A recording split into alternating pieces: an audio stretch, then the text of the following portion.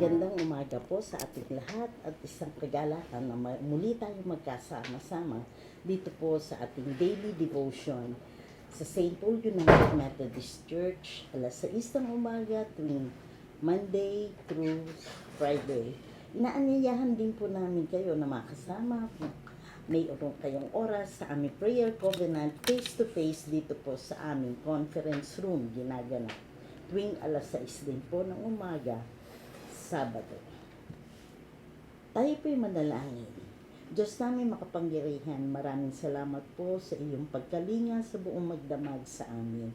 Kaya naman taglag namin, Panginoon, ang panibagong kalakasan ng ating lupang katawan at ang biyayang buhay na punong-puno ng pag-asa, Panginoon.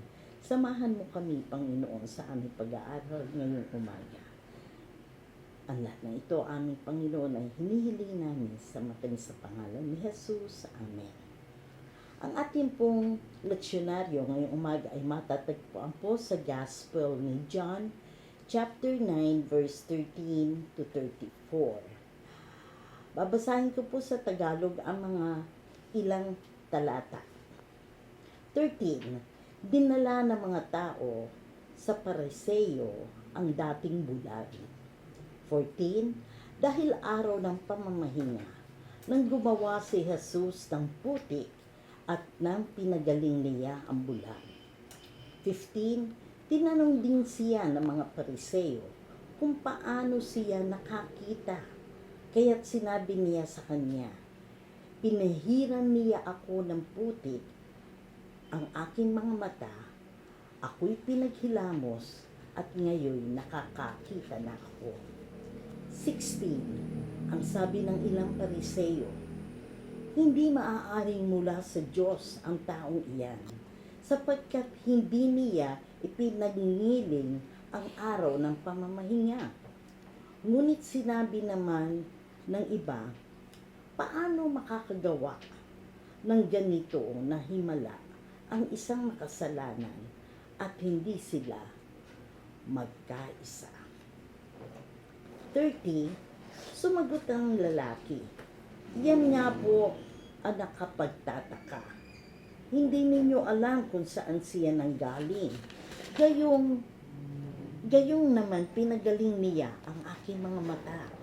31. Alam natin na hindi pinakikinggan ng Diyos ang mga makasalanan.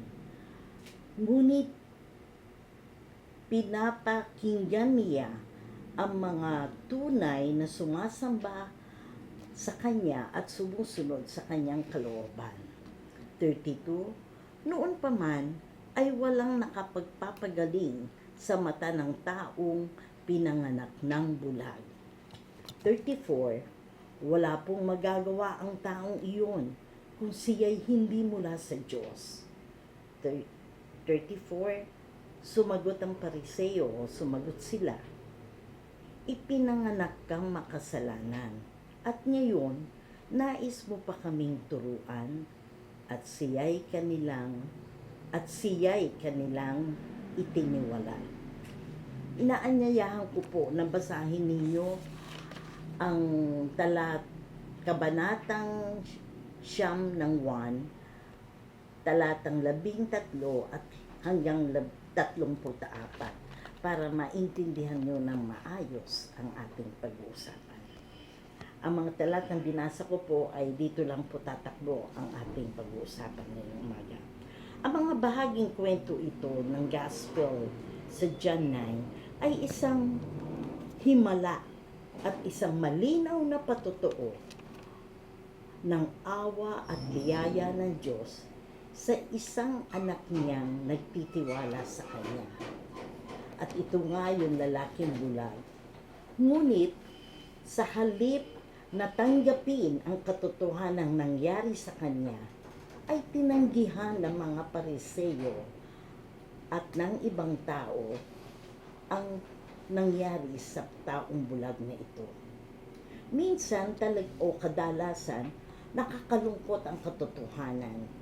Isang malinaw na gawa at himala ng mga biyaya at awa ng Diyos sa atin ay minsan hindi natin nakikita At minsan tinatanggihan pa natin dahil sa ating katigasan at matibay na minsan paniniwala sa ating mga tradisyon o mga bagay na ating kinagisnan at minulatan.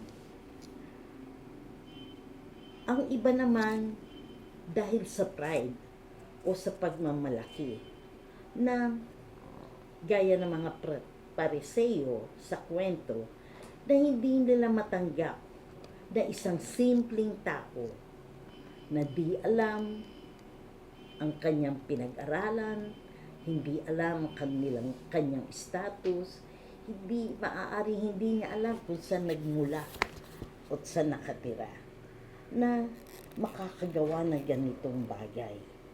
At sa araw pa ng pamamahinga na kaya nga sinabi nila, hindi maaaring galing sa Diyos ang mga ginawa nito.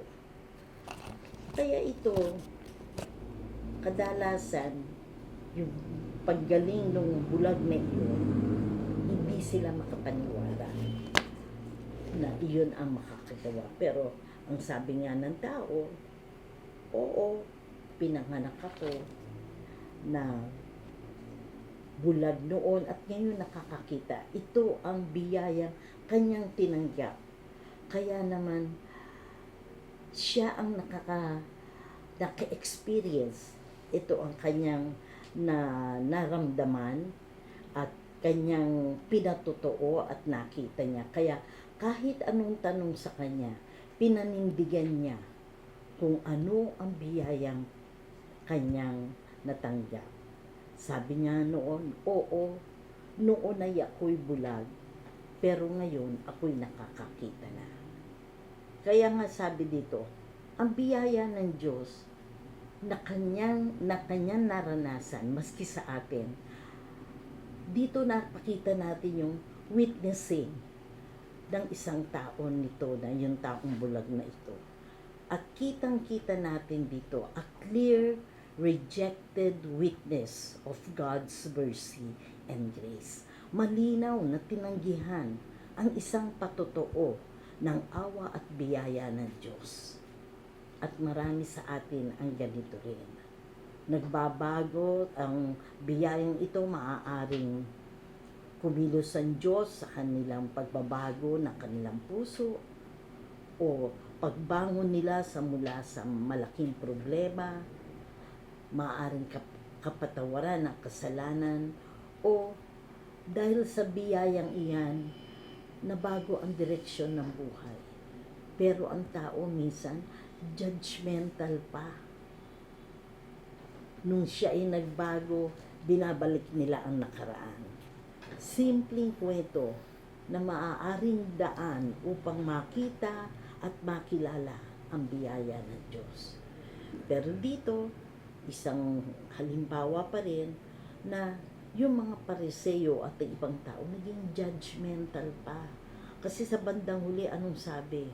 Ikaw, sabi sa 60, ikaw na dating bulag, ikaw na dating makasalanan, ikaw pa ngayon ang magtuturo sa amin.